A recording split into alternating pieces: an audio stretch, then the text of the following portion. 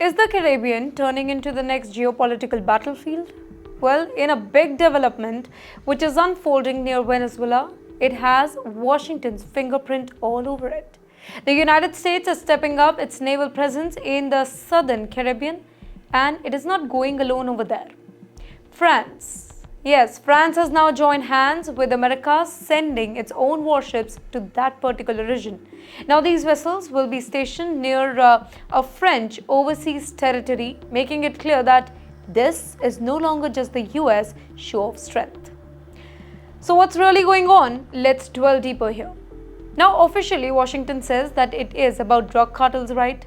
The US military claims that powerful trafficking networks are operating under the protection of Venezuela's Nicolas Maduro. And yes, the new mission is all about shutting them down. Already, 8 American warships are patrolling the waters that are backed by advanced surveillance aircraft and Coast Guard units too. Now, with France on the board, the message is very loud.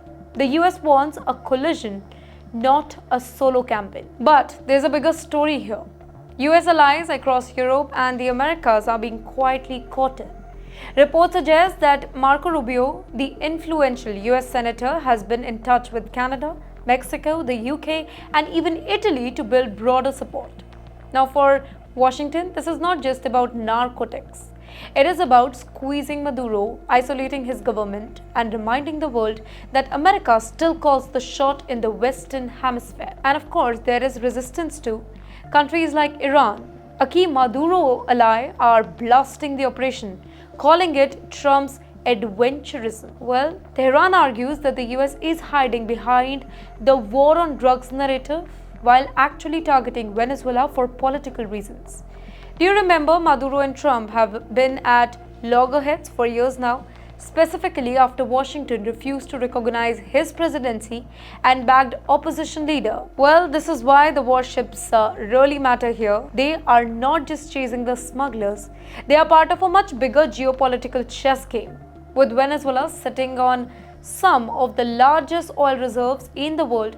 Any military buildup around it carries energy and strategic implication. Now, France's decision to openly side with Washington also raises eyebrows in Europe, where many countries have tried to maintain a very cautious distance from America's Venezuela policy. So, here's a question which is very simple. Is this really about drug cartels, or is it about regime change in disguise?